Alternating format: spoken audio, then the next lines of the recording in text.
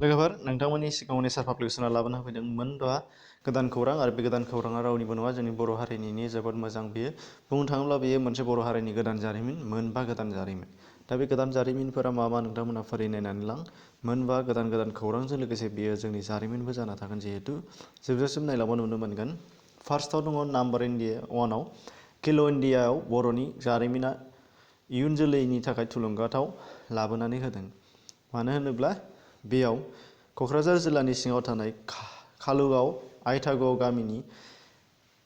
भुम मोसाहारिया 2020 मायथाइनि खेल' इन्डिया गेमाव एथलेटिक्स गेलेनायाव सनानि बान्था मोननो हानाय जादों दा बेनि थाखाय जोंनि थाखाय जोबोद मोजां मोनसे जारिमिन बेनि सिगाङावबो आं भिडिअ खालामखांबाय खेल' इन्डियानाव बर'फोरनि गुबुन सानै गेदेमा देरहानायनि सोमोन्दै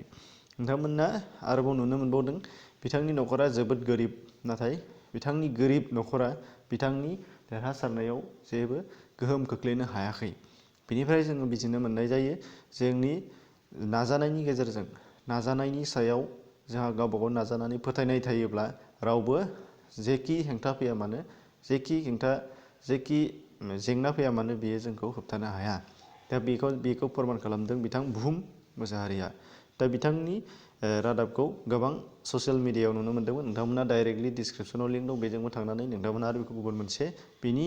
खौरांखौ नोंथांमोना नायना लानो हानाय जागोन नाम्बार 2आव दङ सोलिफुनाय ISL इन्डियान सुपार लिग मेट्सआव हलिचरन नार्जारिनि गोदान जारिमिन जाखांदों दा बे जारिमिना ISL मेट्सनि मोनसे फेसबुक पेजआव फोरमायनाय बादिब्ला हलिचरन नार्जारि बिथाङा सोलिफुनाय गेमाव फान्स गल of the week four game उइक बान्थाखौ बिथाङा मोननो हानाय जादों दा बे बान्थानि गुबैखौ नोंथांमोना नायनो थाखाय नुनो मोनगोन बिथांनिसिम गोरबोनिफ्राय सिबिनाय बावहरनाय जाबाय नेचार पाब्लिकेसननिफ्राय रोजा रोजा साबायखर बावहरनाय जाबाय बिथांमोननि बे फोसावनायखौ खौरांखौ गुबैखौ नायनो लुबैदोंबा डिसक्रिपसनाव लिंक दङ बिनिफ्राय नुनो मोन्दों डक्टर गोमोथाव बसुमतारिनो बान्था गोमोथाव बसुमतारि बिथाङा सोर नोंथांमोना बेखौ फ्रायानो मिथिखायो नाथाय माखासे मिथियाब्ला नोंथांमोना बाहाय नुनो मोननाय जागोन मुं जेरै आखुआबो एरै गोमोथाव जेरै मानसिया गोमोथाव बिथां बसुमतारिया बयनिख्रुइबो बांसिन हारिनि आगजुफोर माने गुबुन गुबुन दामजुफोर बिथाङा दामो बर'आव जेरैहाय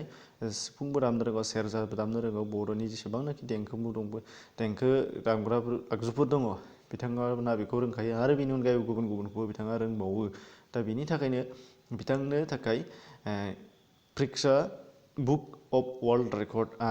मान बान्था होदों जिहेथु बिथाङा बयनिख्रुइबो गोबांसिन इन्सट्रुमेन्टफोरखौ दामनानै मानसिफोरखौ गोमोहोनो हायो दामनो हानाया जेबो गिदिर खोथा नङा नाथाय बिथांनि दामनाया गोमोथाव अर्थात जोबोद बाख्नायथाव बिथाङानो गोमोथाव